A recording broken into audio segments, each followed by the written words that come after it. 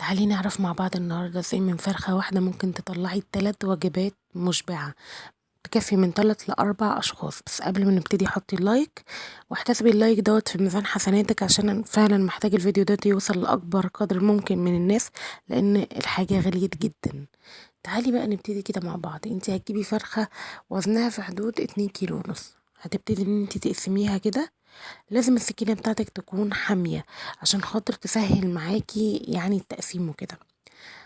ركننا بقى الصدر على جنب، وهنبتدي ان احنا نقسم الورك. انتي بتقسمي من جنب العظمة، بصي من جنب العظمة، ما تجيش في النص قوي وتقسمي، هتغلبك.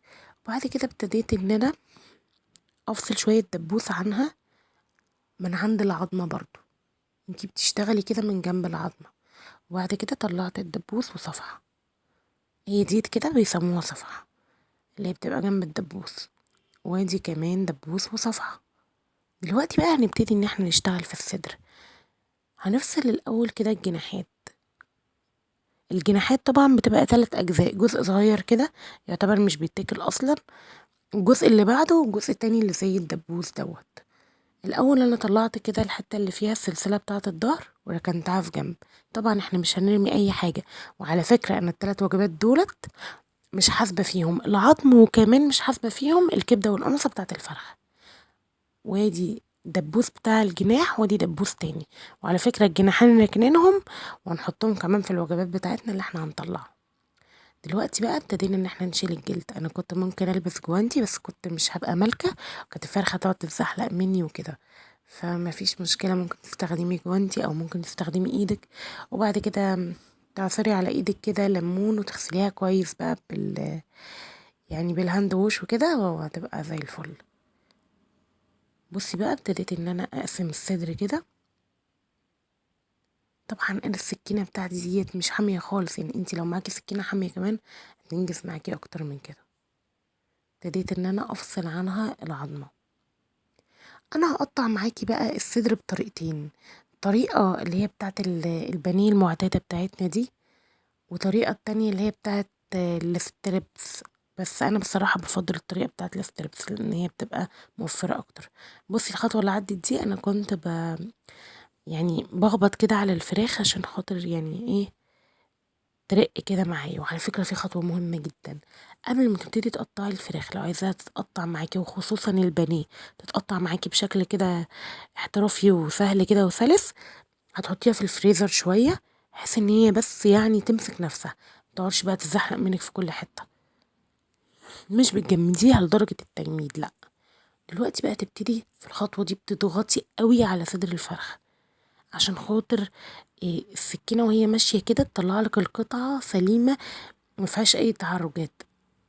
بصي كنت ضغط عليه قوي، بص طلعت القطعة ما شاء الله حلوة ازاي. دي طريقة البانيه المعتاد. هتطلع معايا تقريبا 7 قطع، جزء واحد بس من الفرخة كان وزنها حوالي 2 كيلو ونص. بعد كده بقى تبتدي ان انتي بصي بتدقي عليها بالراحة جدا، مش زي البفتيك بتاع اللحمة لان هي ممكن تتهري منك. بس مجرد ان انتي كده بتنزلي عليها كده بالراحة خالص، يعني تاخد بس حجم اكبر شوية، عشان خاطر تكفي معاكي كمان عدد اكبر من القطع. بصي بقى القطعة، بصي كبرت معايا ازاي. يعني هو الموضوع بس محتاج يعني شوية احترافية بس وذكاء في ان انتي ازاي تقسمي الوجبات بتاعتك، مش اكتر. ما عملناش اي افتكاسات. وعلى فكرة دي بقى التقطيع الاول بتاعت الستريبس، وهسيبلك كمان الطريقة بتاعته في صندوق الوصف تحت. يعني هسيبلك فيديو ازاي تعمليه وتطلعيه حلو كده ومقرمش في صندوق الوصف تحت. وعلى فكرة 3 وجبات من غير اي افتكاسات. انت كمان ممكن الصدر ده تطلعي منه يعني افتكاسات حلوة جدا، ويكفيكي اكتر كمان من الوجبات. يعني ممكن يكفيكي كمان الفرخة الواحدة 4 وجبات مش 3.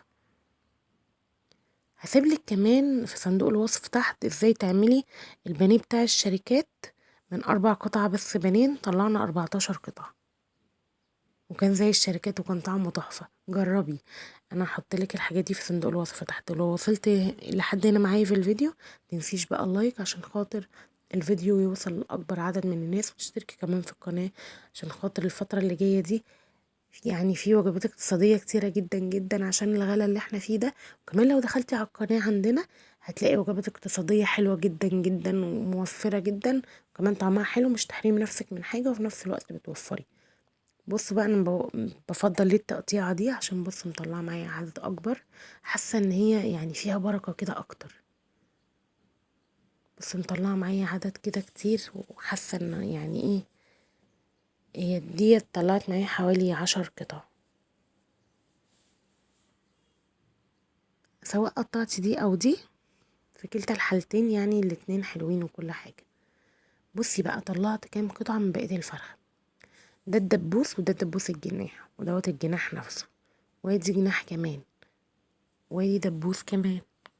ادي كده 5 قطع، وادي واحد كمان، ادي كده 6 قطع، وادي 7، وادي 8 قطع، وكمان ما حسبتش العظم. دوت بقى العظم بقى ممكن تعملي منه شوربة، ممكن تحطيه برضو، يعني لو بتحبي القزقزة او كده ممكن تحطيه في صينية مع بقية الفراخ. وبكده نكون خلصنا الفيديو بتاعنا. متنسيش بقى تحطي لايك وتشتركي في القناة، وشكرا على حسن متابعتك.